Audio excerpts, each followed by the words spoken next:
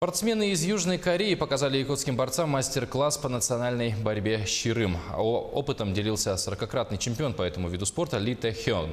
Что это за спорт и для чего нужен этот мастер-класс, разбирался Александр Зубехин. Даже учитывая то, что спортивная делегация из Кореи приезжает только за этот год в 4-й раз, интенсивность занятий не сокращается. Внедрить новый вид спорта и улучшить подготовку якутских борцов – такую задачу ставит перед собой руководство Государственного Чорапчинского университета физической культуры и спорта. В Чорапчинском государственном институте открывается кафедра борьбы, национальной борьбы щирым. И мы будем использовать их движения, методы подготовки щирима к хапсагаю и вольной борьбе. Основным элементом национальной борьбы щирым является пояс саппа. Он позволяет забороть даже самого крупного противника.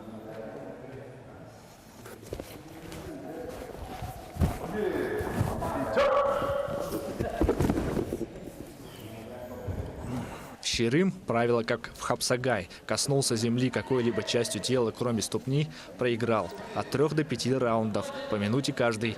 Вместо земли – песок.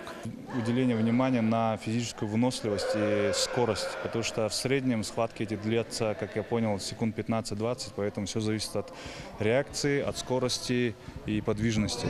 Парень, который приехал тренировать, он 2 метра 0,5, 150 килограмм, но несмотря на это, в борьбе они очень подвижны. Интерес якутян к корейскому национальному спорту оказался взаимным. Как итог, соглашение между Федерацией национальной борьбы щирым Южной Кореи и Чорапчинским государственным институтом. Теперь студенты двух стран будут познавать национальные виды спорта.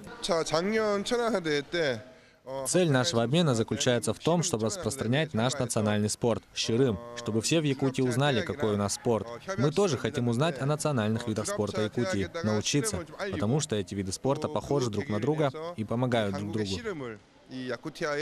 Уже в ноябре состоится международный фестиваль щирым. Туда отправятся лучшие студенты Чорапчинского института и ведущие борцы по национальной борьбе хапсагай. Они будут участвовать в соревнованиях по щирым и проведут показательные выступления по хапсагай и масс-рестлингу. Александр Зубехин, Владимир Павлов, Якутск.